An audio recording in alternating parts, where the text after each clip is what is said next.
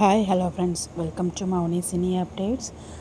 ஜீ தமிழில் போயிட்டுருக்க வீரா சீரியலில் இப்போ தான் வீராவும் மாறனும் ஒன்று சேர்ந்தாங்க. கண்மணிக்கு ஃபங்க்ஷன் பண்ணிகிட்டு இருந்தாங்க. உங்களுக்குமே தெரிஞ்சிருக்கும், ப்ரொமோ பார்த்துருப்பீங்க. ஸோ கண்மணி பார்த்திங்கன்னா இப்போ தான் மாறனை மன்னிச்சு ஏற்றுக்கிறாங்க. கோயிலில் அந்த துலாபாரம் அக்செப்ட் பண்ணதுனால அவங்க மனசில் இருந்த பாரத்தை கீழே இறக்கி வைக்கிறாங்க. ஸோ மாறனை மன்னிச்சு ஏற்றுக்கிறாங்க.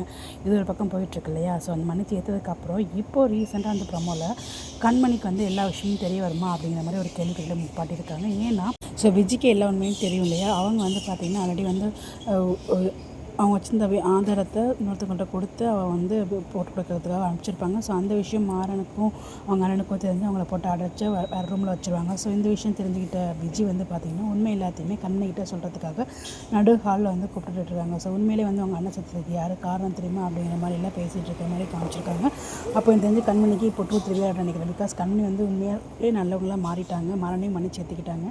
ஸோ அவங்கள நெகட்டிவாக கொண்டு போகணும் அப்படிங்கிறதுக்காக எனக்கு தெரிஞ்சு இப்போ ட்ரூத் ரிவீல் பண்ணுறதுக்கு ஹைலி சான்சஸ் இருக்குது. ஸோ நீங்கள் என்ன நினைக்கிறீங்க?